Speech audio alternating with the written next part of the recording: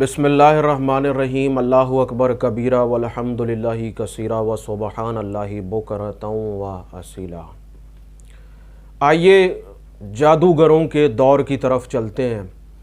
जादूगरों का वो उरूज उस दौर में रहा, इब्तदा भी रही, इंतहा भी रही। वो दौर कौन सा है? वो अहराम मिस्र का दौर है, जब अहराम बनाए गए। आज ये बात बताना मकसद है कि मैंने इस पे तहकीक की, अहराम क्या हैं। दूसरी एक बात ये कि लोग इस शशोपंज में मुब्तला हैं, ये मुअम्मा हल नहीं होता कि इतना बड़ा वज़नी पत्थर इतने फिट के ऊपर गया कैसे, और उनके पास क्या साइंस मौजूद थी, और वो किस तरीके से उन्होंने ये काम किया। दूसरा एक अहम पहलू ये भी है, उन्होंने तस्वीरें बनाई। ये दौर हुजूर के दौर से भी पुराना दौर है। अहराम मिस्र के अंदर मिस्री लोग तस्वीरें बनाते थे, मुजस्मे बनाते थे। अगर आप अहराम मिस्र का मुशाहिदा करें तो एक शेर बैठा है और उसका मुंह जो है वो इंसान की तरह है। कुछ मुजस्मे उन्होंने ऐसे बनाए हैं जो बड़े बड़े मुजस्मे हैं, लेकिन उनके मुंह जो हैं वो कुत्ते की तरह है। ये क्या है, क्यों है, और उन्होंने ये सब कुछ क्यों किया? आज छोटी सी मैं आपको अपनी तहकीक पेश करता हूं। और तहकीक का मकसद ये नहीं है कि मैंने कह दिया और आपने सुन लिया। तहकीक का मकसद ये है कि मैंने आपको एक पहलू दिया, आप भी इस पे सोचिए, गौर व फिक्र कीजिए, और बल्कि मैं आपके साथ हूं, आप भी सोचिए, मैं भी सोच रहा हूं।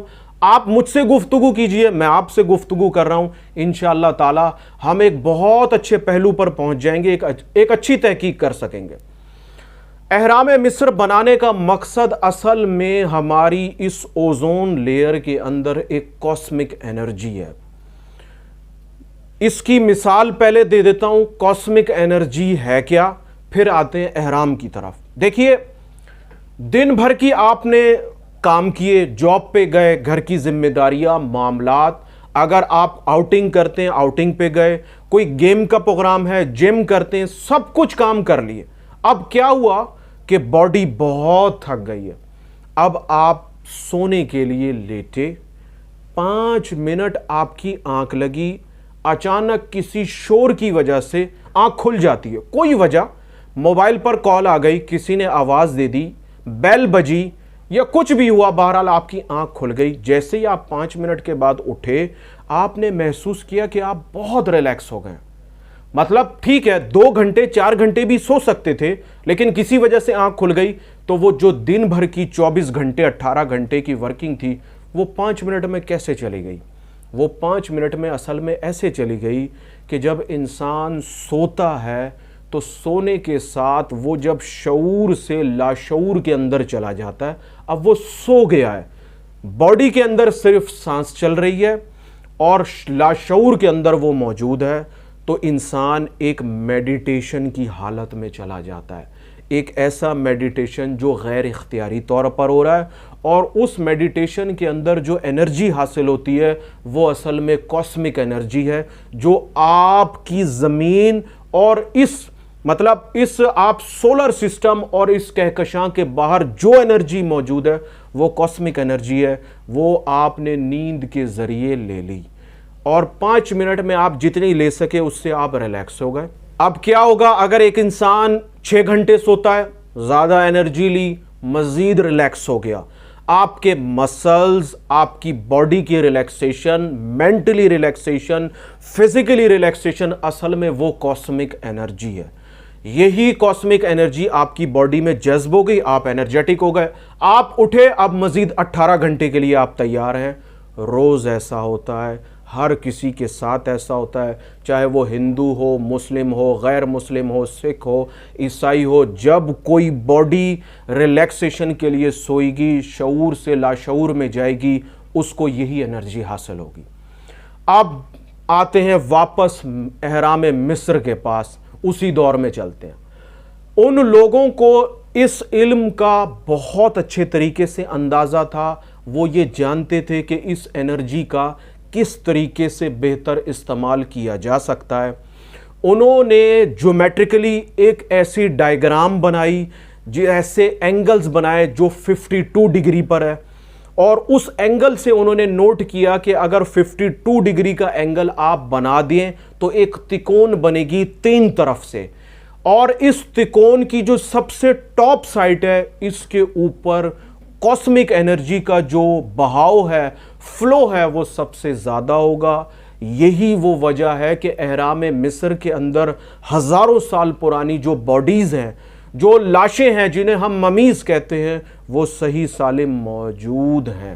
آپ آج بھی 52 ڈگری کے اینگل پر اہرام کی طرح کوئی عمارت بناتے ہیں، آپ کو بے شمار قسم کے فائدے حاصل ہوں گے۔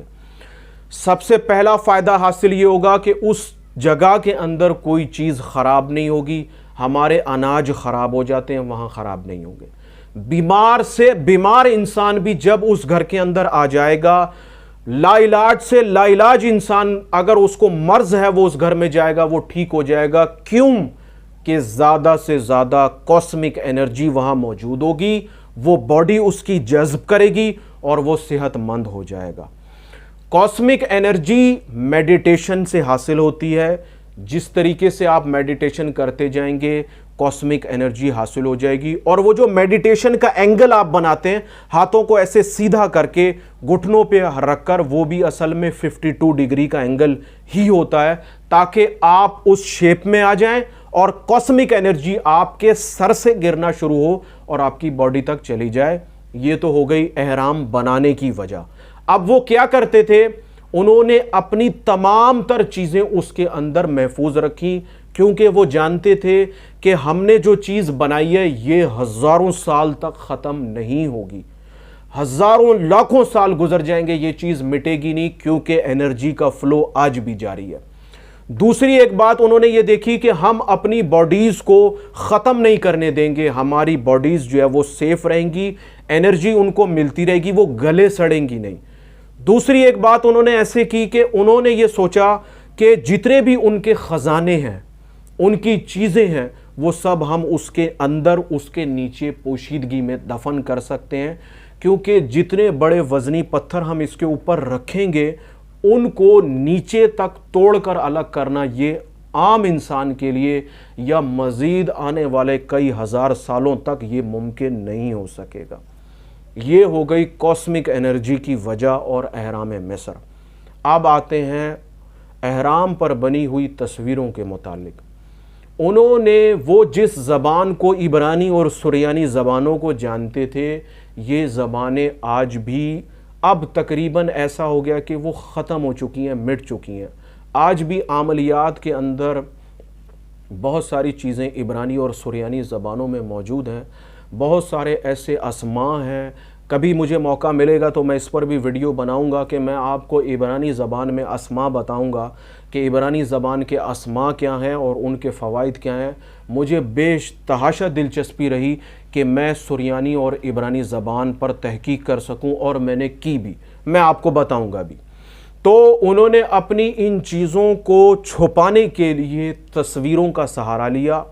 اب بڑی ہی اہم بات ہے، ایک تصویر جو ہے، مطلب ایک تصویر ہے، اس کے 1000 مطلب ہیں، پوشیدگی کا یہ عالم ہے۔ اب انہوں نے ایک تصویر بنائی ایک عورت کی کہ وہ کوئی چیز لے کے کھڑی ہے، اس کے 1000 مطلب ہو سکتے ہیں۔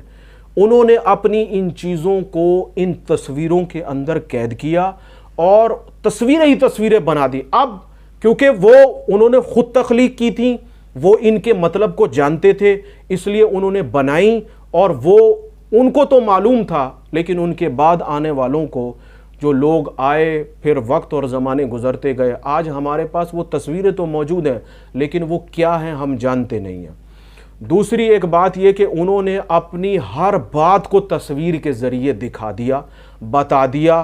اب اگر کوئی انسان اس پر تحقیق کرے، میڈیٹیشن کرے اور جاننے کی کوشش کرے تو وہ آج بھی جان سکتا ہے کہ اس کے پیچھے کیا راز پوشیدہ ہے۔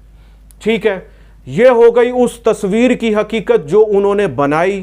مجسموں کی حقیقت یہ ہے کہ وہ ستاروں کا علم بے بہا رکھتے تھے، وہ ستاروں کی پوزیشنز کو جانتے تھے، وہ زبردست قسم کے نجومی بھی تھے، اور انہوں نے جو حساب کتاب لگایا، چیزوں کو دیکھا، اس حوالے سے انہوں نے چیزیں بنائیں۔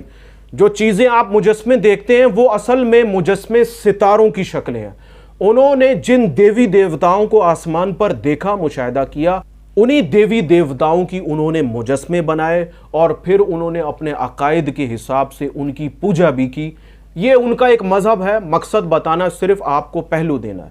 تو یہ جو انسان کا جسم ہے اور کتے کی شکل ہے، یہ بھی ایک ستارے کی تصویر ہے، اور جو ایک شیر کی شکل ہے، جو شیر بیٹھا ہے اور اس پر جو شکل ہے وہ ایک انسان کی ہے، اصل میں یہ بھی ایک ستارے کی تصویر ہے۔ یہ تحقیق ہے، جو تحقیق کا دائرہ کھولے گا، جو اس پر کوشش کرے گا، محنت کرے گا، وہ بہت کچھ حاصل کر جائے گا۔ اب آتے ہیں اس اہم پہلو کی طرف، جی یہ اتنا بڑا وزنی پتھر اٹھایا کیسے؟ آج کی جدید سے جدید کرین بھی نہ تو وہ پتھر لا سکتی ہے، نہ اٹھا کر اتنی اونچائی پر پہنچا سکتی ہے۔ عقل انسانی دنگ ہے کہ یہ ہوا کیسے۔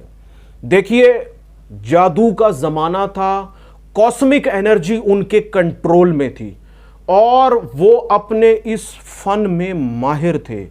انہوں نے اس انرجی کا استعمال کرتے ہوئے اس پتھر کو تراشا بھی، اس پتھر کو لائے بھی، اور اس پتھر کو اٹھا کر وہاں رکھا بھی۔ آج بھی ایسے اعمال موجود ہیں جس کے ذریعے انسان جب ایک جگہ سے دوسری جگہ جا سکتا ہے، جس کو طی الارض کہتے ہیں، اعمال موجود ہیں، یہ افسانوی باتیں نہیں ہیں۔ اسی طریقے سے ان کے پاس عبرانی سریانی زبان میں بہت ساری ایسی چیزیں موجود تھیں جن کو وہ پڑھتے تھے تو پتھر زمین سے آسمان تک اٹھ جاتے تھے، اس انرجی کا استعمال کرتے تھے۔ وہ پتھر کو جس شیپ میں چاہتے تھے کاٹتے تھے، جس اینگل پہ چاہتے تھے بناتے تھے۔ یہ بات درست ہے کہ اس کو لانے میں، لے جانے میں انہیں ایک بہت محنت کرنی پڑی، کیونکہ ایک خاص قسم کا انہیں پتھر چاہیے تھا جو اس انرجی کو زیادہ سے زیادہ جذب کر سکے اور پھر وہ آگے بڑھ سکے۔ اب ہم نے بہت ساری نیشنل جیوگرافک پہ ویڈیوز دیکھیں، جی بہت سارے آدمی ہیں، پتھر پکڑے میں گھسیٹ رہے ہیں، مختلف اینگل سے اوپر پہنچا رہے ہیں۔ یہ سارے ہمارے مفروضات ہیں، تصورات ہیں، جی شاید ایسا ہوا ہو، شاید ویسا ہوا ہو۔ ہم حقیقت نہیں جانتے کہ ایسا ہوا کیوں، آخر اتنی محنت جو انہوں نے کی وہ کی کیوں۔ ابھی بھی تحقیق کا دائرہ کھلا ہے، میں بھی تحقیق کر رہا ہوں، آپ بھی تحقیق کیجئے۔ اللہ تعالیٰ کی بارگاہ میں عاجزانہ دعا ہے، اللہ تعالیٰ ہمیں غور و فکری کا شوق عطا کر دے۔ یہ جو میں نے کہا، اللہ تعالیٰ اس کو سمجھنے کی توفیق عطا فرمائے، مجھے اس سے زیادہ تحقیق کرنے کی توفیق عطا فرمائے۔ مجھے بھی دعاؤں میں یاد رکھیے گا۔ اللہ تعالیٰ آپ کا حامی و ناصر ہو، آمین ثم آمین۔